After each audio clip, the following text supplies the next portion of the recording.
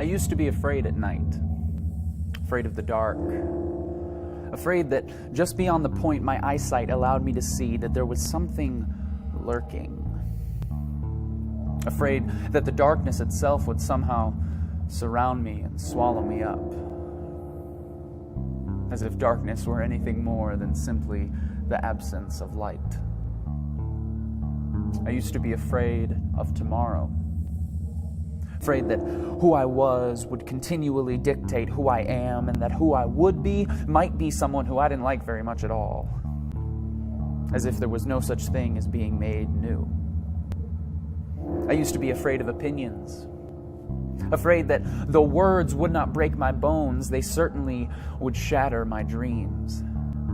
As if I started doing this for the approval of many rather than the glory of one. I used to be afraid of failure.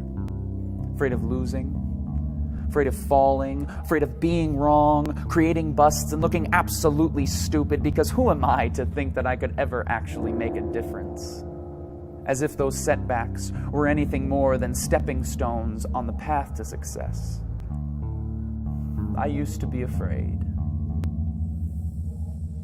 Used to. But then I did a little research.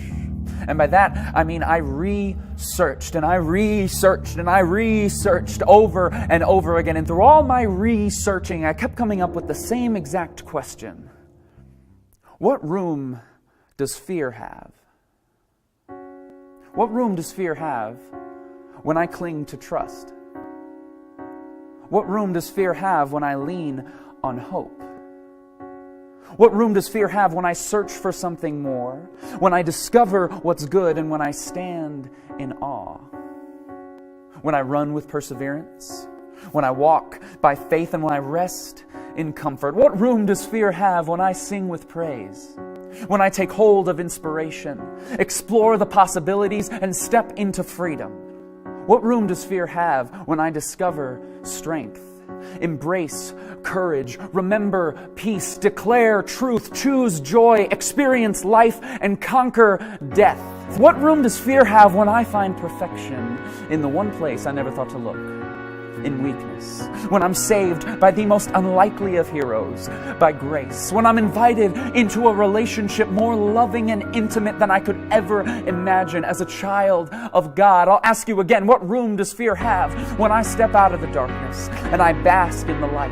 When I let the past be the past and the future has no limit, when they can talk all they want, but their opinion doesn't matter, and when failure is nothing more and nothing less than the road by which I walk my path to success. I'll ask you one last time, what room does fear have when in His Word He tells me 365 times, depending on the translation, do not be afraid?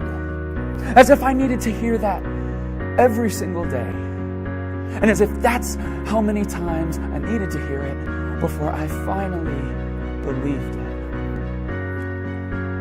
What room does fear have when I make room for love? What are you afraid of?